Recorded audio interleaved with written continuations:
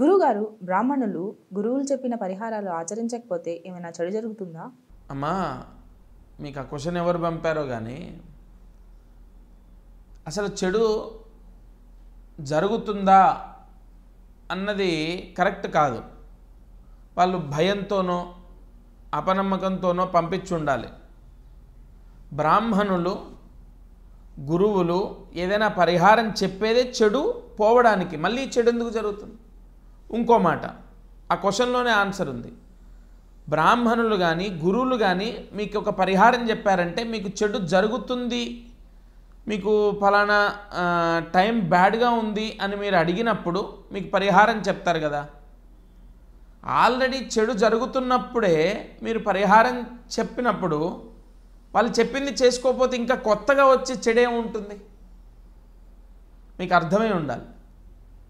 కాబట్టి నేను అనేది ఏంటంటే ఆల్రెడీ ఇబ్బందుల్లో ఉన్నప్పుడే మనం గురువులను బ్రాహ్మణులను ఆశ్రయిస్తాము. ఆశ్రయించి అయ్యా దీనికి ఏం చేయాలి దానికి ఏం చేయాలని అడుగుతాం. ఆల్రెడీ చెడు నీకు తాకింది, నిన్ను వ్యాపించింది. ఇవి చెయ్యకపోతే మళ్ళీ కొత్తగా వచ్చి చెడేంటి? అలా కాదు. వారు ఎవరు అడిగారో కానీ ఆ ప్రశ్న అనేది కరెక్ట్ కాదు. బ్రాహ్మణులు కానీ గురువులు కానీ దిక్షూచి లాంటి వాళ్ళు.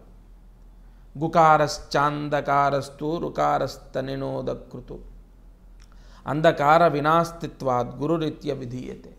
గురుబ్రహ్మ గురుర్విష్ణు గురుర్దేవో మహేశ్వర గురుస్సాక్షాత్ పరబ్రహ్మ తస్మై శ్రీ గురవే నమః. అసలు ఈ శ్లోకాన్ని మీరు నమ్మరు. మా తాతగారు వాళ్ళు చెప్తుండేవాళ్ళు.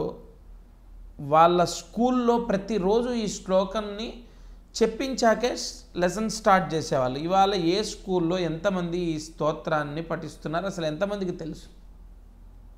అది ఎంత పవిత్రమైందో తెలుసా అండి? ఎంత అర్థం ఉందో తెలుసా? గురుబ్రహ్మ గురుర్విష్ణుర్ గురుర్దేవో మహేశ్వర అంటే ఏ గురువైనా ఏ బ్రాహ్మలైనా మీకు దిక్సూచిలాగా వాళ్ళు చెప్పే ప్రతి మాట ఉపయోగపడుతుంది. మీరు ఇప్పుడే చేయాలని ఏం లేదు.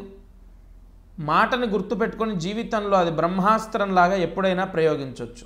వాళ్ళు చెప్పేటటువంటి పరిహారాలు చేయకపోతే ఏదో జరుగుతుందా అనే ఆలోచన లేదు. మీకేమీ జరగొద్దనే వాళ్ళు మీకు చెప్పేది, జరగకుండా ఉండాలనే మనం చేసుకునేది. జయ గురు Dattatreya. Like and subscribe Eagle Media Works.